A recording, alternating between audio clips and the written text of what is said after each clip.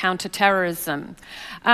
This is causing us to ask many critical questions on how can we acquire and master the tools of this new arms race? Should we outsource the military capacity, chase our sovereign strategies, or build new doctrines? Sten, as our Estonian here on the stage, can you tell us about Plural, what you are doing, and how you are contributing to the European tech defense? Yeah, Plural is I love the opening of this, where there's one investor, 5 coders, and 100 people trying to make them cooperate. But in Plural, we deal with these first 2 camps. We created this structure a little over 3 years ago. It's an early-stage venture capital fund where all the partners are former founders and CEOs. So we're bringing this sort of founders backing founder style of investing at scale to Europe. Over the 3 years, we've raised 800 million euros into our first 2 funds. We've backed 50+ companies in like 8 or 9 European countries already. And to bring it to the defense topic, we are generalists. We are looking for the most ambitious things that come out of Europe and could sort of lift European GDP, building these tech companies and global champions from Europe. But the most ambitious founders typically gravitate and flock towards the biggest issues of our time.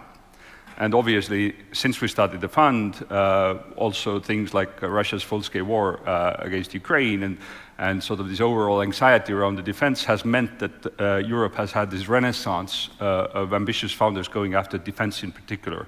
And so in our portfolio, we ended up, we backed Helsing as one of the sort of the top European growth companies in defense. We backed Labris, that we probably touch upon a bit later. We have a number of investments in the space domain and so forth, and a few things that we haven't published yet. So it's kind of like we went into this finding the people that build meaningful things, and part of that is also defense.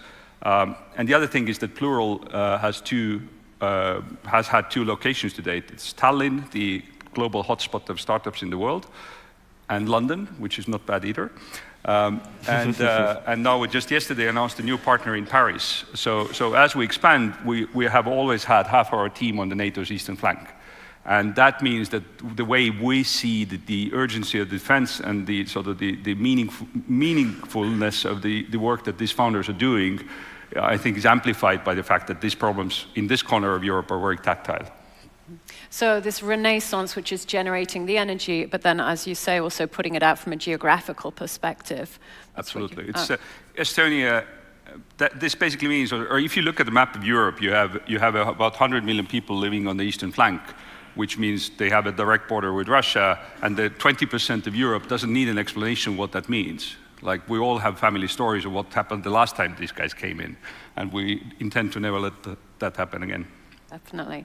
So I'm going to come across to Sean.